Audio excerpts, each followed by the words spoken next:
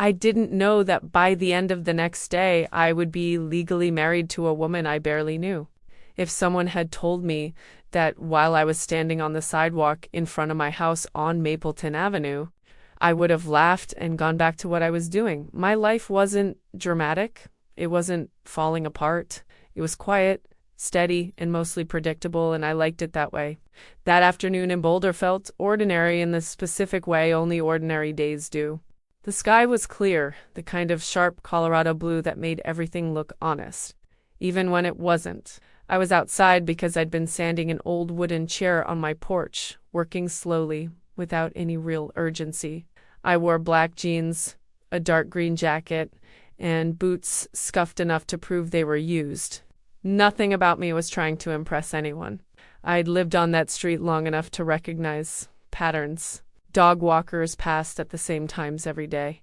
Cars slowed too late at the stop sign. Neighbors waved, sometimes stopping to talk, sometimes not. I nodded back, comfortable, in the unspoken agreement that we all had our own lives to get back to. I wasn't lonely, I wasn't restless, I was settled. My name is Alex Morgan. I was 32 years old, living alone by choice, not by accident. I worked enough to pay my bills, slept well most nights, and didn't owe explanations for how I spent my time. I cut my hair short because it was easier that way. I dressed in darker colors because they worked. I didn't think much about how I came across to other people and that freedom had taken me years to earn. Nothing in my day suggested it would matter later. That's the part people don't talk about when something changes your life. It never announces itself properly. It slips in while you're distracted, while your guard is down, while your hands are busy with something small and meaningless. I noticed the car before I noticed her. It slowed as it turned onto my street, hesitated, then stopped in front of my house as if it had made a decision at the last second. That alone was unusual enough to make me straighten. People didn't usually stop there unless they meant to. She stepped out, closing the door more carefully than necessary. She looked out of place, not because she was dressed badly, but because she carried herself like someone used to different rules. Her posture was tense, her eyes alert, like she was bracing for impact. For a moment, she just stood there, scanning the houses. Then her gaze landed on me. I didn't know her name yet. I didn't know why she was there. I only knew that something about the way she looked at me suggested this wasn't going to be a casual question or a wrong address. I set the sandpaper down and waited, unaware that the quiet balance of my life was already starting to tip. I stood there, feeling steady on my feet, even as something unfamiliar pressed against my instincts. I didn't feel afraid. I felt alert, the way you do when you sense a shift in weather before the clouds arrive. Whatever she was about to say, I knew it wouldn't fit neatly into the day I'd planned, and I didn't step away. Somewhere deep inside, I understood that the next few minutes would quietly divide my life into before and after without asking for my permission at all. I watched her walk toward me, heels clicking softly against the concrete. And my first thought was that she looked like someone who had practiced what she was about to say and still wasn't convinced it would work. She stopped a few feet away, close enough that I could see the tension in her jaw, far enough that she wasn't crossing a line yet. "Alex Morgan?" she asked, voice steady but thin around the edges. I nodded once, not bothering to ask how she knew my name. She took a breath like she was stepping off something high, then said the sentence that would echo in my head for days. "I need a wife by tomorrow." I didn't answer right away. Not because I hadn't heard her, but because my brain refused to treat the words as something real. I stared at her, waiting for a smile, a laugh, anything that would signal this was a joke, but she just stood there, eyes locked on mine. "I'm sorry," I said slowly. "You need what?" She didn't flinch, didn't rush to explain, didn't apologize for the absurdity of it. Instead, she reached into her bag and pulled out a folder thick enough to make my stomach tighten. She held it out to me like evidence. I didn't take it. "This isn't a scam," she said, reading my hesitation as lean. "I wouldn't be standing here if it were." I crossed my arms, more out of habit than defensiveness. "You don't know me," I said. You don't know anything about my life. I know enough, she replied, and there was something in her tone that made me pause. She glanced at the house behind me, then back at my face, as if she were memorizing details. I don't have a lot of time, she added, quieter now. That was the first crack in her composure, and I noticed it immediately. I exhaled and finally took the folder, flipping it open with no real intention of believing what I saw. Legal language stared back at me, dense and unforgiving. I looked up again, searching her face for any sign of manipulation. Why me? I asked. She hesitated just long enough to be honest. Because you're not connected, she said, and because you won't disappear. I felt the weight of that settled between us, heavier than the folder in my hands. Nothing about this made sense, and yet nothing about her felt careless. Against my better judgment, I stepped aside, opening space on the porch. You should probably come in, I said, already aware that my quiet day was officially over. She nodded, relief flashing across her face so fast she probably thought I wouldn't see it. I saw it anyway, and it told me this wasn't just an impulsive request, but a last resort. As she stepped past me, the air shifted, carrying with it the unmistakable sense that I had just agreed to listen to something that would change everything. I closed the door behind us, not knowing yet how deep this situation ran, only that walking away had stopped being an option the moment she spoke. Whatever explanation she was about to give, I could already tell it wouldn't be simple, and it wouldn't leave either of us unchanged. I leaned against the counter, eyes on the folder, bracing myself for the part where reason stopped being enough. Outside, the streets stayed quiet, unaware that my life had just been interrupted by a single sentence. And I knew, without understanding why, that I wouldn't forget the way she had said it either. She didn't sit right away. Instead, she stood there, fingers resting on the back of the chair like she needed something solid to hold on to. I stayed where I was, leaning against the counter, watching her carefully. People don't show up on a stranger's porch with requests like that unless they've already run out of safer options. My name is Claire Whitman, she said, and I wouldn't be here if I had another way out. I nodded once, waiting. She opened the folder herself, flipping past pages with practiced familiarity. This is my grandfather's will, she said. He left me controlling interest in a family trust, properties, investments, a company that's been in my family for decades. She paused, then added, there are conditions. That part didn't surprise me. There are always conditions. If I'm not legally married by tomorrow, she continued, everything transfers to my cousin immediately. No appeals, no extensions. I didn't interrupt her. I'd learned a long time ago that when someone is forcing themselves to stay calm, interruptions only make them unravel faster. He doesn't care about the trust, she said, or the people who depend on it. He wants to sell it off, strip it down, turn it into leverage. Her jaw tightened. My grandfather built it to protect people like that, not exploit them. I glanced down at the papers again, scanning dates, signatures, language that left no room for interpretation. This doesn't say anything about who you marry, I said. No, she replied quickly. It just says married, legally. Gender isn't specified. That explained more than she probably intended. So, I said, you decided to marry a stranger. She met my eyes. I decided to marry someone who wouldn't try to control me. I let that sit between us. You don't know me, I said. I know enough, she replied. You don't work for my family. You're not tied to their money. You don't move in their circles. And you're not desperate. I almost laughed at that, almost. I also know, she added, quieter now, that you live alone, that you don't make choices to impress anyone, that you don't scare easily. I straightened slightly. You looked me up. Yes, she admitted. I had to. There was no apology in her voice, just honesty. This isn't about romance, she said, or convenience. It's about survival. I studied her for a long moment. She wasn't pitching anything. She wasn't smiling. She was laying everything out like facts and waiting to see if I'd walk away. And after? I asked. Her shoulders dropped a fraction. After, Once the trust is secure, we dissolve it. Quietly, cleanly. I considered that, then shook my head. I'm not interested in pretending, I said. Not for money, not for paperwork. She didn't argue. She just watched me like she was bracing for the answer. If I agree to something like this, I continued, it won't be fake. Not in the ways that matter. Something shifted in her expression. Surprise, followed by something softer I didn't name. She nodded slowly. That's why I came here, she said. I wasn't sure whether that should have made me feel chosen or cornered. All I knew was that the logic was sound, the timing was impossible, and walking away suddenly felt heavier than staying. I didn't answer her right away. I closed the folder and set it on the counter between us, creating a boundary I needed to see. Agreeing to something like this wasn't about impulse.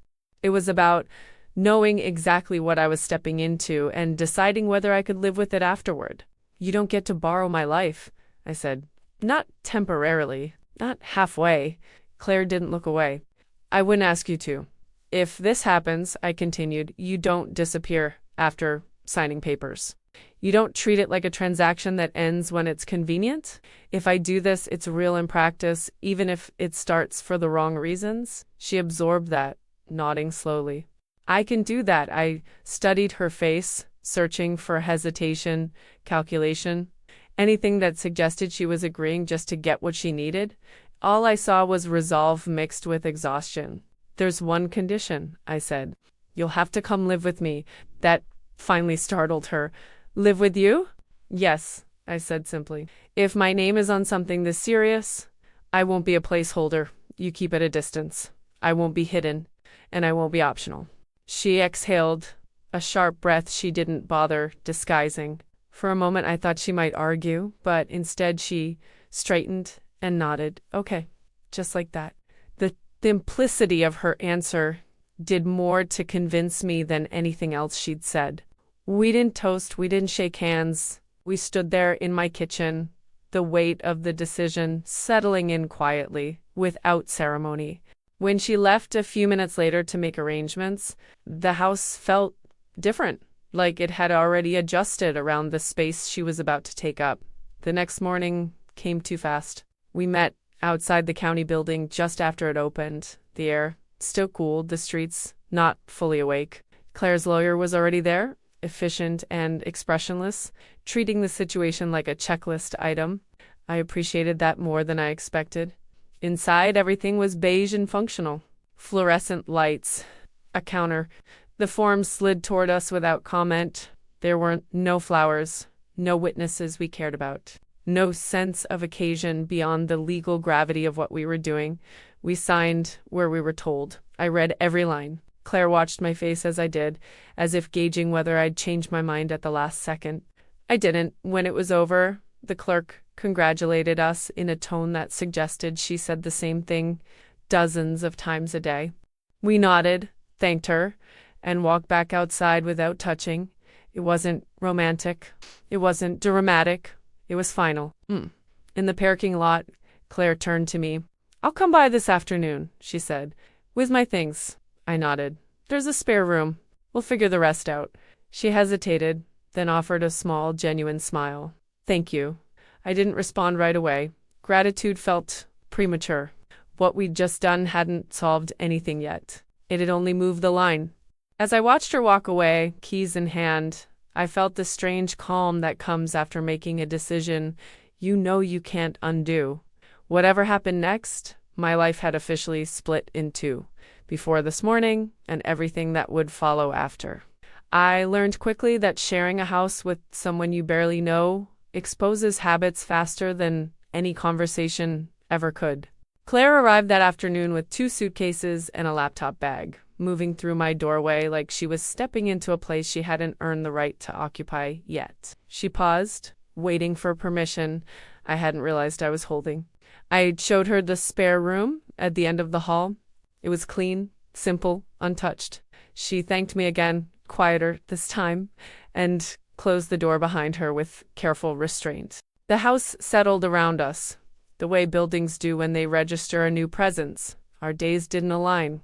I woke early, ran errands, worked from home when I needed to, fixed things that broke instead of replacing them.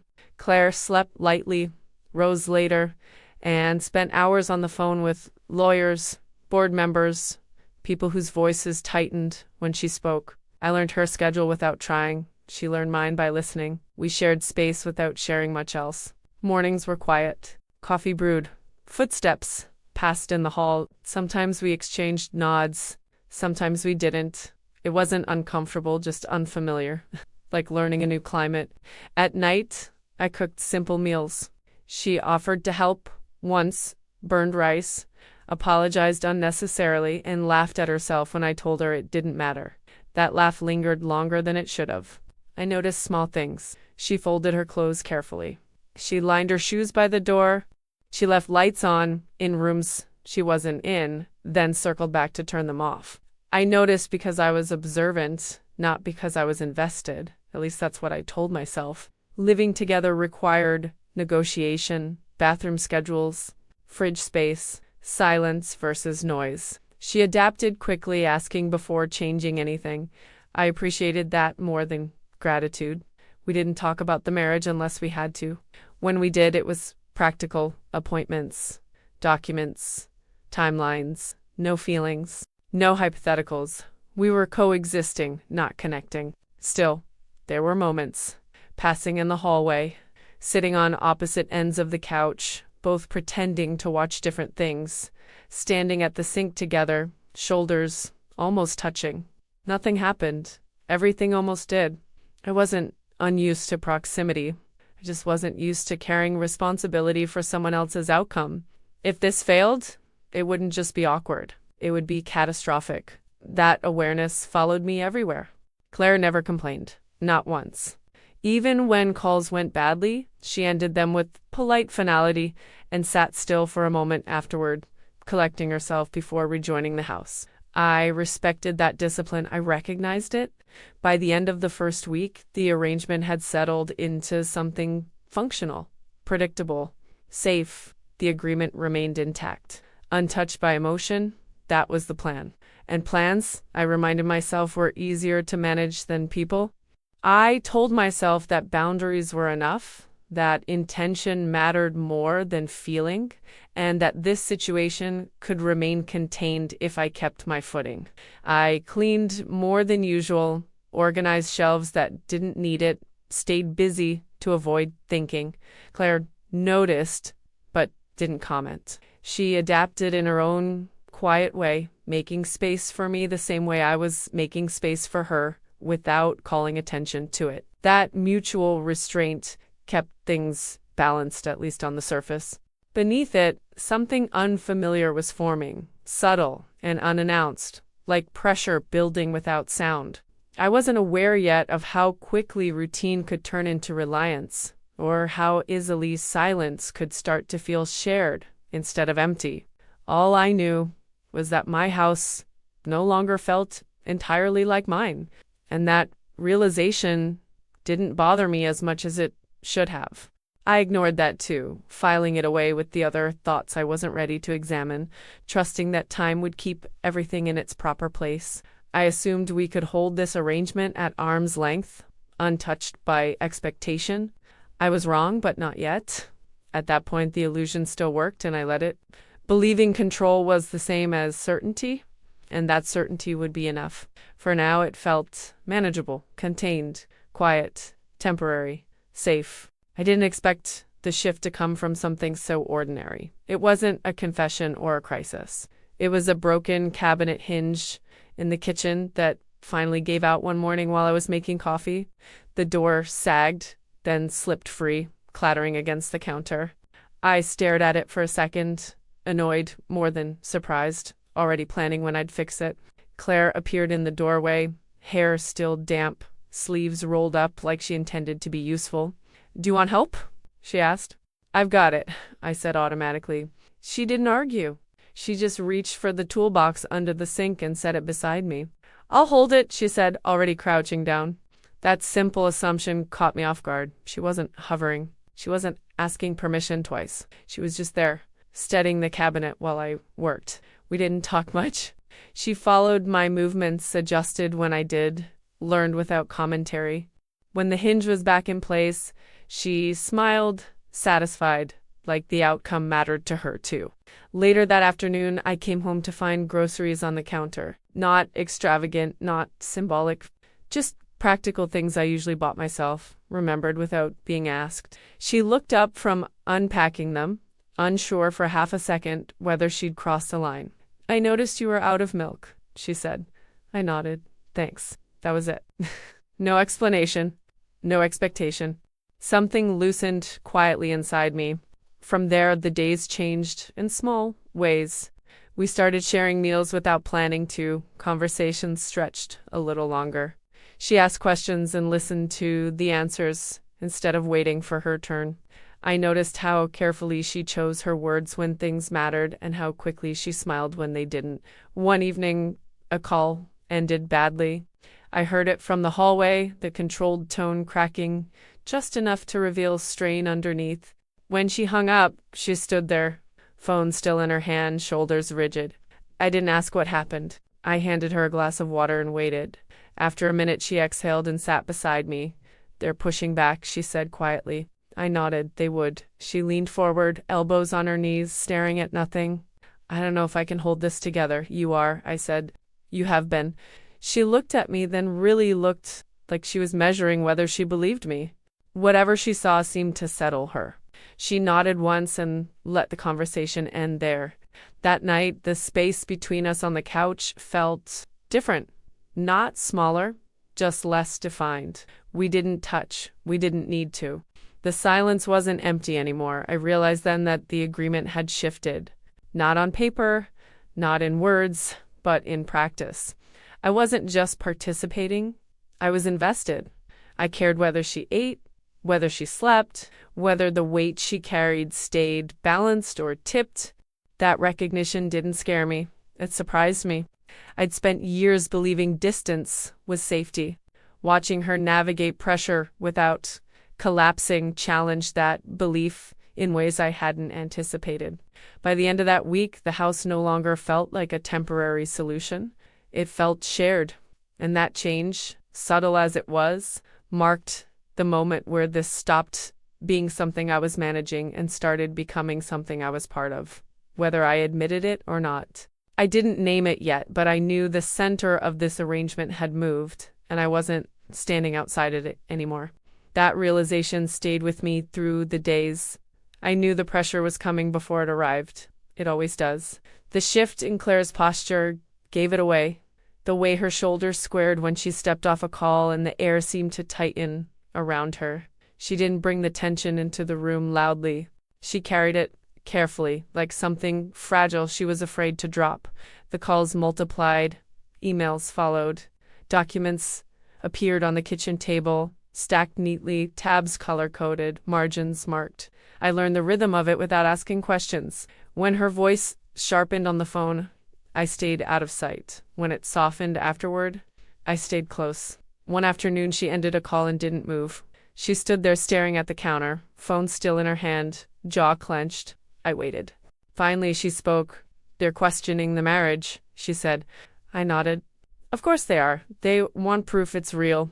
Shared address, shared routines, witness statements." She laughed once, humorless. "They think I staged this." I felt something settle in my chest, heavy and protective. "And if they decide you did, I lose control immediately," she said. "Everything transfers." That was the first time she said it out loud in my house. The words hung there, undeniable. The pressure bled into everything. Meetings ran late. Voices rose behind closed doors. I watched her absorb it all, refusing to bend, refusing to show fear. At night, she slept lightly, waking at every sound. I noticed because I was awake too. The rupture came quietly. It wasn't an argument. It was exhaustion. One night she came home late, dropped her bag by the door, and sank onto the floor like her body had finally stopped cooperating. I crouched beside her without thinking. "I can't keep pretending this is just strategy," she said, eyes fixed on the wall. I don't know how to separate it anymore. I didn't rush to reassure her. I told the truth. Neither can I. That admission changed the shape of the room. She turned toward me, searching my face for a retreat. I didn't give her one. I didn't plan for this, she said. Me neither, I replied. Silence stretched. Not uncomfortable, just honest. The agreement we'd made, the rules we'd followed, all of it felt thinner now, like paper worn soft by use. The next day, pressure peaked, lawyers pushed, deadlines tightened. Claire's composure cracked only once, alone with me, hands shaking as she read an email. I took it from her and set it aside. We'll deal with it, I said. She looked up, eyes glassy. What if dealing with it costs you? I met her gaze. Then it cost me. That was the moment the pretending ended. Whatever this had been built on originally no longer mattered. We weren't performing. We were standing in it together, exposed and unguarded. The risk was real now, shared. And for the first time since she knocked on my door, the fear wasn't hers alone. I understood then that choosing to stay present carried its own consequences. There would be scrutiny, rumors, assumptions made without our consent. I could feel the edges of my independence pressing against the reality of commitment. Not romantic yet, but undeniably binding. I wasn't losing myself. I was deciding what I was willing to stand beside. That distinction mattered. It steadied me as the noise grew louder outside our walls, reminding me that this wasn't about rescue or sacrifice. It was about alignment, timing, and the quiet decision to face whatever came next without stepping back, with clarity and resolve intact for us both. The call came earlier than either of us expected. Claire answered it in the kitchen, her back straight, voice measured. I stayed where I was, leaning against the doorway, listening without intruding. Didn't need to hear the other side to understand what was happening. The tension in her shoulders said enough. When she hung up, she didn't speak right away. She looked at me, eyes searching, as if the outcome needed to be anchored somewhere solid before it could exist. It's done, she said finally. They accepted it? The address? The timeline? The documentation? Everything. I nodded once. Relief registered quietly without celebration. Okay. She let out a breath she'd been holding for weeks and sat down at the table. For a moment, neither of us moved. The house felt still, like it was waiting for instructions. There's nothing keeping us married now, she said, not accusing, just stating a fact. We can file to dissolve it as soon as the paperwork clears. I heard the words clearly. I understood them. And still something in me resisted the finality of them. Do you want to? I asked. She hesitated. Not long. Just enough, to be honest. I don't know. That answer mattered more than certainty would have. We didn't decide anything right then. There was no dramatic moment, no declaration, just an understanding that the urgency had passed and whatever came next would be chosen, not forced. That distinction changed everything. The rest of the day unfolded normally. Emails sent, calls returned, groceries bought. Life resumed its familiar rhythm, but something fundamental had shifted underneath it. We moved around each other differently, no longer cautious, no longer performing. That evening, Claire packed nothing. She didn't mention timelines or next steps. She cooked dinner with me, moving comfortably in the kitchen like she belonged there. When we ate, the silence felt earned. Later, sitting across from each other, she spoke softly. I don't want to pretend this didn't matter. I don't either, I said. That was all we said about it. It was enough. The resolution wasn't in staying married on paper. It was in choosing not to rush away from what had formed between us, whence the pressure lifted. We weren't clinging to necessity anymore. We were standing in clarity. I realized then that the risk I'd taken hadn't cost me my independence. It had expanded it. I hadn't lost control. I'd exercised it. When we turned off the lights that night, nothing had been formally decided. No promises were made. But the space between us felt intentional, deliberate. We had reached the end of the crisis without losing ourselves, and what remained was an obligation or relief. It was possibility, grounded and real, waiting quietly for the choice that would follow. I sat on the porch as the sun dropped behind the flate, thinning into something softer. Evening in Boulder always felt earned, like the day had to prove itself before it could rest. Claire stood beside me, leaning against the railing, quiet in a way that didn't ask for attention. We didn't talk about what we were anymore. We talked about ordinary things, a neighbor's dog, a leaky hose, what needed fixing before winter. After weeks of pressure, normal felt almost luxurious. At some point, she reached for a blanket, folded over the chair, and draped it across both of us without comment. I didn't move away. I didn't move closer. We just stayed there, sharing the space like it had always been that way. I'd thought about my life before she knocked on my door. It hadn't been bad. It had been contained, safe in the way small worlds often are. I realized I hadn't lost that life. I had expanded it. When the sky darkened, Claire glanced at me. "I can leave," she said, not because she wanted to, but because she respected the option. "You don't have to," I replied. She nodded, accepting the answer without turning it into something bigger than it was. That ease told me everything. She came because she had to. She stayed because she chose to. And I chose her the same way, without urgency or fear. The porch light flicked on as night settled in. I stayed right there,